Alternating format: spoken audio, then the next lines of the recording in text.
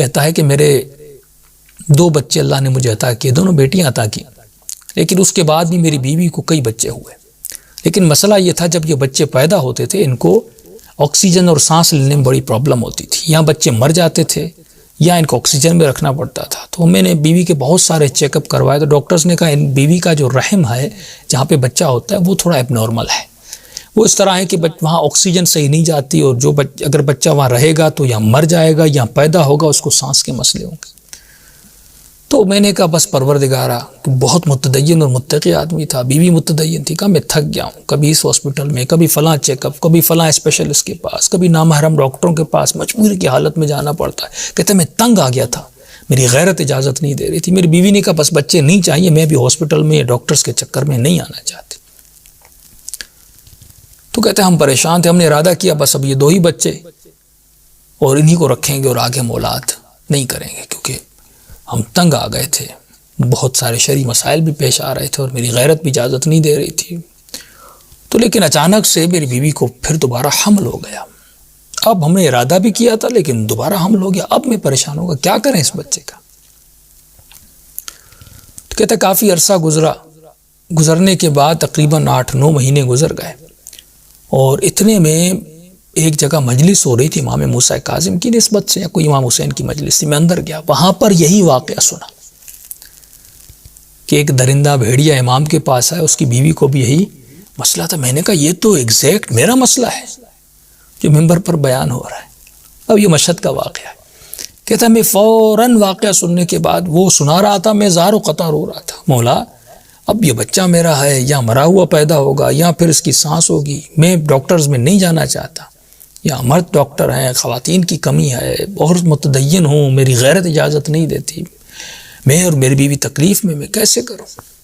کہتا اتنے میرے ذہن میں خیال آیا، میں نے کہا وہ حیوان ہے، جب مشکل میں گرفتار ہوا اس سے یہ معرفت تھی، اندر اس کا خالص تھا، اسے پتا تھا کہ مجھے امام کے در پہ جانا ہے، اور اے بندے خدا تو 7-8 سالوں سے ہاسپٹلز کے اور ڈاکٹرز کے دھکے کھا رہا ہے، امام رضا کے در پہ تو ایک بار بھی نہیں گیا اپنے مسئلے کو حل کروانے کے لیے؟ یقین، قلب سلیم۔ کہتا ایک مرتبہ میں روتا ہوا سیدھا امام کے حرم میں گیا، اور میں نے بے تکلف ہو کے امام سے بات کی، میں نے کہا مولا یقیناً میں اس درندے حیوان سے بدتر ہوں، میں اس سے بھی زیادہ برا اور گیا گزرا ہوں، کیونکہ میں 8 سال یہ مسئلہ آپ سے میں بیان کرنے نہیں آیا۔ ایک مرتبہ ہم ایسے سرسری بیان کرتے ہیں، ایک مرتبہ پوری کامل خالص صاف ستھری نیت کے ساتھ جاتے ہیں اور یقین کامل کے ساتھ جاتے ہیں، پھر انسان کی دعائیں قبول ہوتی ہیں۔ میں نے کہا مولا اتنے مہینے گزر گئے میں نہیں آ رہا تھا، اتنے سالوں سے میں نہیں آیا، لیکن ابھی آیا ہوں، اور یہ واقعہ آپ کے والد کا ہے جو باب الحوائج ہیں، بس میں آپ سے 2 چیزیں مانگنا ہے، ایک تو میری بیوی کی جو ڈیلیوری ہو وہ نارمل ہو، میں آپریشن کے چکر میں نہیں جانا چاہتا، دوسرا مولا مجھے 2 بیٹیاں ملی ہیں، ایک بیٹے کی مجھے خواہش ہے وہ بھی مجھے عطا کیجیے۔ بس جسے حجت کر کے کوئی امام سے مانگتا ہے، میں نے ایسے حجت کر کے امام سے مانگا، اور میں نے کہا مولا وہ حیوان گیا اور آپ کے بابا نے دعا کی اور دعا قبول ہوئی، میں بھی آپ کے در پر آیا ہوں، ہاں میں اس حیوان سے بدتر ہوں لیکن آپ کا چاہنے والا، اور جاؤں تو کس کے در پر جاؤں؟ دیر آیا، مجھے بہت دیر ہو گئی آنے میں۔ انس بن مالک کے لیے ان کا ایک شاگرد تھا، کوئی میرے خیال میں 92 سال کا، امام کی خدمت میں آیا، اور چھٹے امام کی خدمت میں امام نے فرمایا کہاں تھے؟ تو میں آپ کا شاگرد بننا چاہتا ہوں۔ امام نے کہا اتنے 90 سال کا بوڑھا تھا۔ امام نے کہا اب علم حاصل کرنے آئے ہو؟ اس سے پہلے کہاں تھے؟ اس نے کہا اس سے پہلے انس بن مالک کے یہاں تھے۔ امام نے کہا اسی کے پاس چلے جاؤ۔ جب انسان یہ توجہ نہیں کرتا، جب یہ محسوس نہیں کرتا، کیونکہ اس کا اندر خالص نہیں، ملاوٹی ہے۔